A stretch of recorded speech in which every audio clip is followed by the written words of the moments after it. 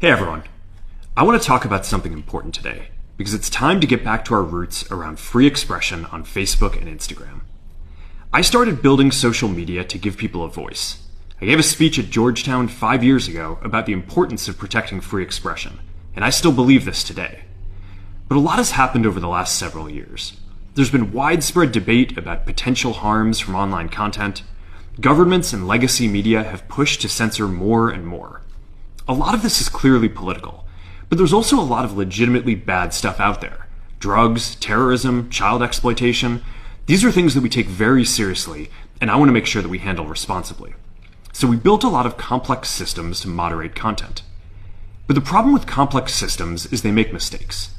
Even if they accidentally censor just 1% of posts, that's millions of people.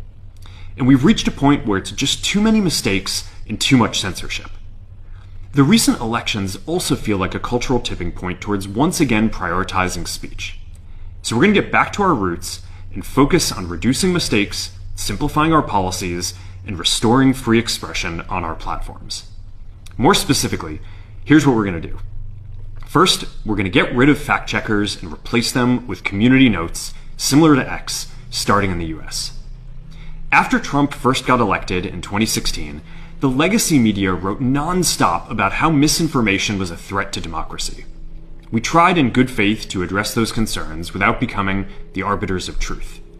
But the fact checkers have just been too politically biased and have destroyed more trust than they've created, especially in the US.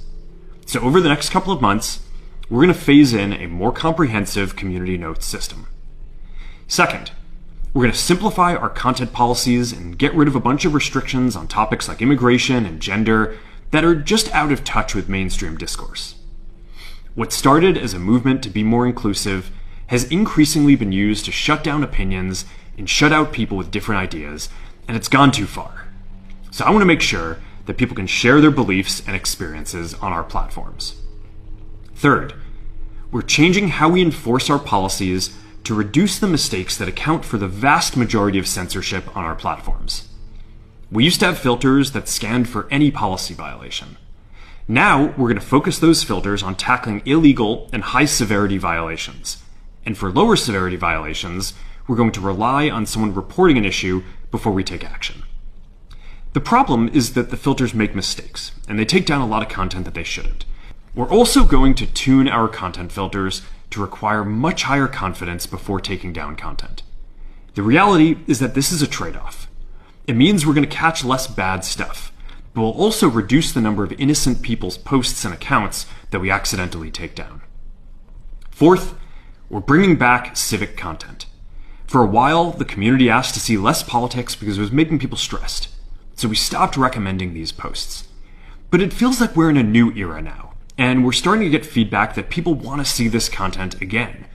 So we're going to start phasing this back into Facebook, Instagram, and Threads while working to keep the communities friendly and positive.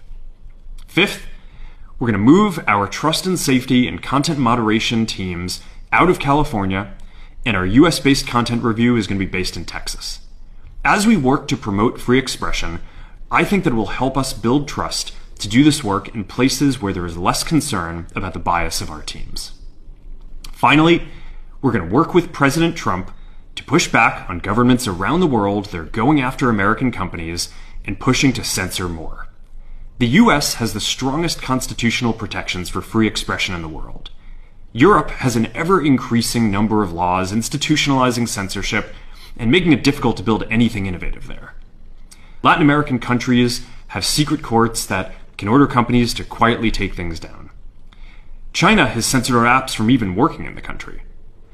The only way that we can push back on this global trend is with the support of the US government. And that's why it's been so difficult over the past 4 years when even the US government has pushed for censorship. By going after us and other American companies, it has emboldened other governments to go even further. But now we have the opportunity to restore free expression, and I am excited to take it. It'll take time to get this right, and these are complex systems. They're never going to be perfect. There's also a lot of illegal stuff that we still need to work very hard to remove. But the bottom line is that after years of having our content moderation work focus primarily on removing content, it is time to focus on reducing mistakes, simplifying our systems, and getting back to our roots about giving people voice. I'm looking forward to this next chapter. Stay good out there, and more to come soon.